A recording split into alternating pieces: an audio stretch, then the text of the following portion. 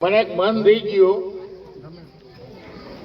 કે લગભગ 15 વર્ષ પહેલા વિઠ્ઠલભાઈ અમે આવ્યા હતા, પહેલા વહેલી મીટિંગ, બરોબર છે ને? આ જગ્યા કે અહીંયા મંદિર બનાવવું, અને આનંદ થાય છે આજે જોતા કે નાનકડો મહેનતકશ સમાજ બહુ સરસ મજાનું મંદિર બનાવ્યું. એટલે આપણને વિઠ્ઠલભાઈના ઉપરથી આશીર્વાદ મળશે. એને એમ કીધું તમારે જે કરવું એ કરો, ક્યાંય અટકો ને મને કહેજો.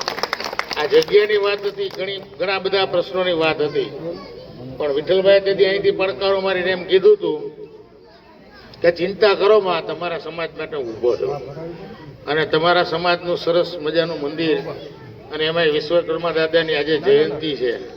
એટલે અમે એમ કે આ વાહ બધા તમે જવો, બધા જ ભેગા જવો ને આમાં, ભાઈ ઉતા લુહાર બધા.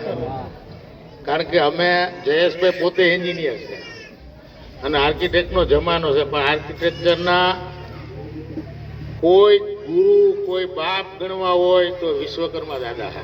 આ પૃથ્વી અને બ્રહ્માંડની રચના પછી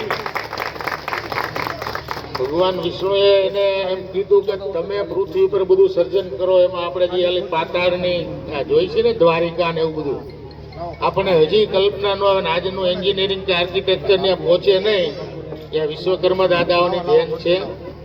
અને તમે બધા એના અનુયાયી, એના વંશજો, જે કંઈ કયો તમે એ લોકો છો.